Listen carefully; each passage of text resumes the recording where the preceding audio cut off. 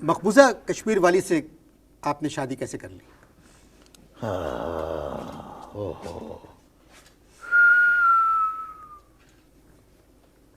مقبوضہ والی سے شادی کی، شادی کے تیسرے دن آزاد ہو گئی. ابے توبہ توبہ، سری نگر کی رہنے والی ہے. میری سری کو پکڑ کے ایسے موڑتی ہے ہر 10 منٹ بعد، کہتی ہے نکالو 20,000 روپے.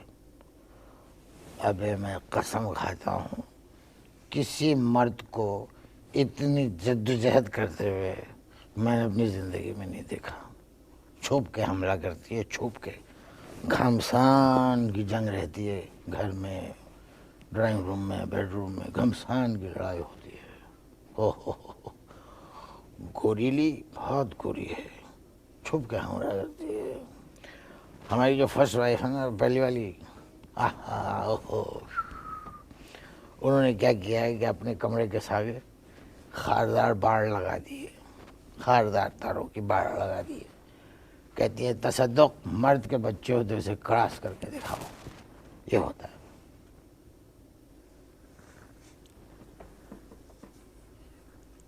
آپ کی سمجھ میں بات نہیں آ رہی؟ تمہاری سمجھ میں بھی نہیں آ رہی؟ نہیں، ہم بات کر رہے ہیں پاک بھارت دوستی پر. ابے بات سنو، کوئی دوستی پاک نہیں ہوتی. کیا کہا آپ نے؟ کوئی دوستی پاک نہیں ہوتی.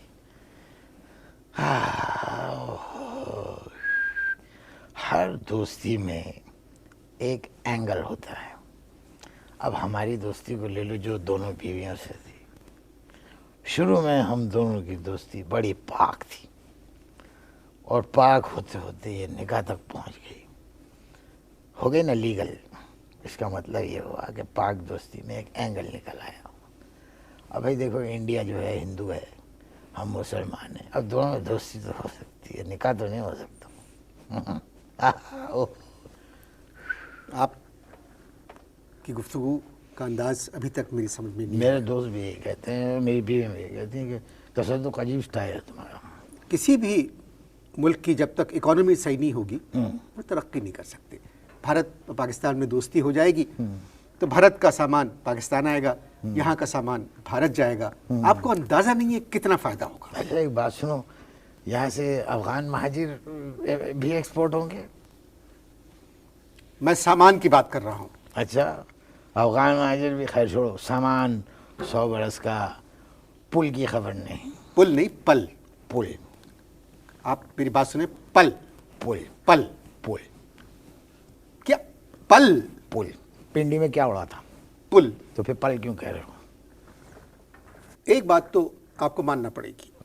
ایک بات تم کو بھی ماننا پڑے گی کہ بغیر سگریٹ کے انٹرویو کا مزہ نہیں آتا. آپ کو شاید پتہ نہیں ہے، سگریٹ صحت کے لیے مضر ہے. میری صحت تو خراب ہے. میں اب اصل میں چاہتا ہوں تمہاری صحت کو مضر کرنا. کس قماش کے انسان ہے. میں کہہ رہا تھا ایک بات تو آپ کو ماننا پڑے گی کہ حالات اب بہتر ہو رہے ہیں. کہاں؟ بغداد کے؟ میں پاکستان کی بات کر رہا ہوں. اچھا بتاؤ.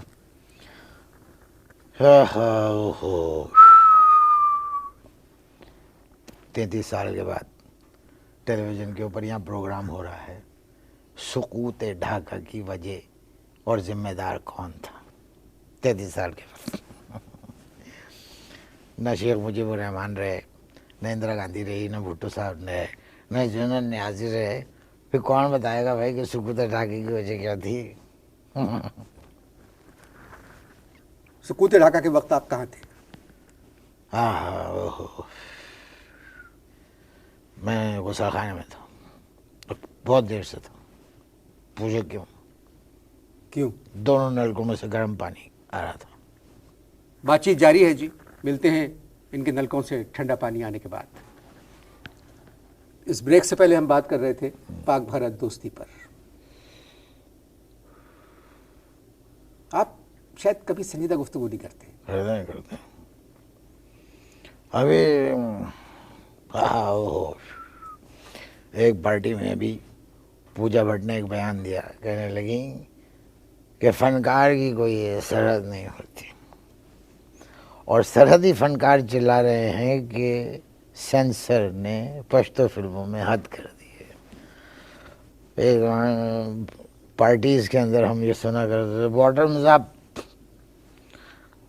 اب پہلی دفعہ ہم نے سنا ہے کہ پشتو فلموں کے ڈائریکٹرز کہہ رہے ہیں باٹمز اپ، اور پھر کہہ رہے ہیں ترقی ہو رہی ہے. جو سوال آپ سے کیا جائے صرف اس کا جواب دیں، اب سنو، اپنی طرف سے گفتگو کا دائرہ مت بڑھائیں. بات سنو، جو تمہارا دل چاہے سوال کرو، میرا جو دل آئے گا میں اسے جواب دوں گا. آپ کا کوئی رشتہ دار بھارت میں ہے؟ آئے کون؟ راغب مراد آبادی. راغب مراد آبادی تو پاکستان میں ہے. اب کب آ گئے؟ ہو اب وہ آ گئے تو اس میں میرا کیا قصور ہے؟ ان کو وہیں رہنا چاہیے تھا مراد آباد میں. خیر آ گئے ہو، فون نمبر ہے ان کا، دے دو. دونوں ملکوں کے عوام چاہ رہے ہیں کہ امن قائم ہو، دوستی ہو، دوستی کی فضا ہو. یہاں پر تو صرف ایک ہی قائم ہے، پیپلز پارٹی کے علی شاہ. وہ اتنا پریشان قائم میں نے اپنی زندگی میں نہیں دیکھا. بہت شریف آدمی ہے، بہت اچھا. میں دوستی اور بھائی چارے کی فضا قائم کی بات کر رہا تھا. میں ایک بات سنجیدگی سے بتاتا ہوں. دیکھو 1000 ڈیلیگیشن جائیں، 4000 ڈیلیگیشن وہاں سے آئیں.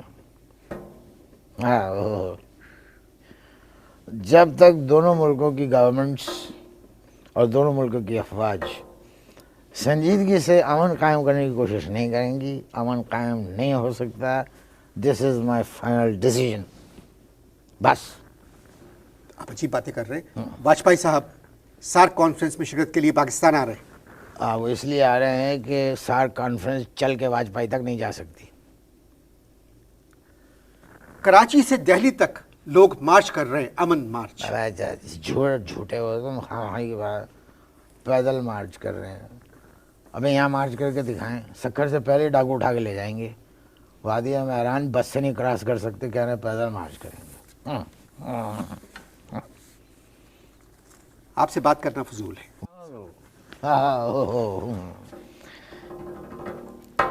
دیکھو میاں انور مقصود، بات یہ ہے کہ یہ سب بیکار کی باتیں ہیں. بم ان کے پاس بھی ہے اور بم ہمارے پاس بھی ہے. بات یہ ہے کہ یہ امن وغیرہ جو ہے نا، یہ جس طرح چل رہا ہے یہ اسی طرح چلتا رہے گا. اب اگر امن قائم بھی ہو گیا تو تم کیا سمجھتے ہو کہ گجرات میں فسادات ختم ہو جائیں گے یا بابری مسجد دوبارہ تعمیر ہو جائے گی؟ بھائی میرے، راستے کھولنے سے کچھ نہیں ہوتا، آنکھیں اور دماغ کھولنا چاہیے. فضائی راستے بند ہونے سے ہندوستان کو کروڑوں ڈالروں کا نقصان ہو رہا ہے. دلی سے لندن جانے کے لیے آدھی دنیا کراس کرنی پڑتی ہے. ارے یہاں پر لوگ میں نے سنا کہہ رہے ہیں کہ وہ پیدل مارچ کریں گے کراچی سے دلی. سالے گھر سے دفتر تک تو پیدل جا نہیں سکتے اور کہہ رہے ہیں کہ پیدل جائیں گے دلی. چھوڑو یار. دیکھیے ہم لوگ تو اپنی سی کوشش کر رہے ہیں کہ امن قائم ہو، دوستی کا ہاتھ جو بڑھایا ہے اس کو مضبوطی سے پکڑا جائے. اور آپ یہ بھی دیکھیے کہ ہم نے اسلام آباد کے چوراہوں پر سے جو راکٹس کے ماڈل تھے ان کو بھی ہٹا دیا ہے. ہٹا نہیں رہے ہیں، ان پہ سفید رنگ کر رہے ہیں اور اس کے نیچے ایک تختی لگا رہے ہیں گجرانوالے کی مشہور کلفی. اگر امن قائم ہو گیا تو کلفی رہے گی، اور اگر جس دن فضا خراب ہوئی تو وہ تختی ہٹا کے وہیں لکھ دیں گے شاہین و غوری. میں کیا کہوں، آپ سے مل کر مجھے نہ خوشی ہوئی اور نہ دکھ. بس آپ تشریف لائے، شکریہ بہت بہت. انور بیٹا ایک بات یاد رکھنا، یہ امن یوں ہی رہے گا اور ہزاروں جانور، یہ امن یوں ہی رہے گا اور ہزاروں جانور اپنی اپنی بولیاں سب بول کر اڑ جائیں گے. رہنے دو یار. اوہو. آپ نے میرے معزز مہمان کی گفتگو سنی. گفتگو سن کر مجھے زیادہ پریشانی نہیں ہوئی کیونکہ اس طرح کے لوگ بھارت میں بھی ہیں، یہاں بھی ہیں. جو کسی بھی اچھے کام کو دیکھ کے پتھر پھینکتے ہیں۔